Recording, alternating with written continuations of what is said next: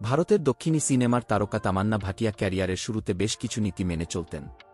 শুরুর দিকে তাকে অন্তরঙ্গ বা চুমুর দৃশ্যে দেখা যায়নি, কারণ তিনি এসব দৃশ্যে অভিনয় করতে অনিচ্ছুক ছিলেন।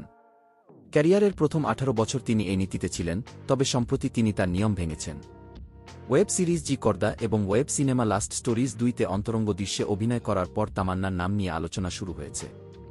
বিশেষ করে এই 2 প্রজেক্টে চুমু ও অন্তরঙ্গ দৃশ্যে তার উপস্থিতি তাকে আলোচনায় নিয়ে এসেছে। তামান্নার 18 বছরের নিয়ম ভাঙার পর পর্দায় তার আবেদনময়ী রূপ সবার নজর কাড়ে। চলতি বছর স্ত্রী 2 সিনেমায় তার আইটেম গান আজ কি রাত ব্যাপক জনপ্রিয়তা পায়, যা বাংলাদেশে ইউটিউব ট্রেন্ডিংয়ের শীর্ষে পৌঁছায়। সম্প্রতি একটি সাক্ষাৎকারে তামান্নাকে প্রশ্ন করা হয়, যদি কোনো আন্তর্জাতিক সিনেমাতে শৈল্পিকভাবে নগ্ন দৃশ্য তুলে ধরা হয়, তাহলে কি রাজি হবেন। সেই প্রশ্ন শুনে কিছুটা ভেবে তামান্না বলেন, পর্দায় নগ্ন হওয়ার প্রশ্নই আসে না। তবে আমি বলতে চাইছি, আন্তর্জাতিক সিনেমার ক্ষেত্রে করা যেতে পারে।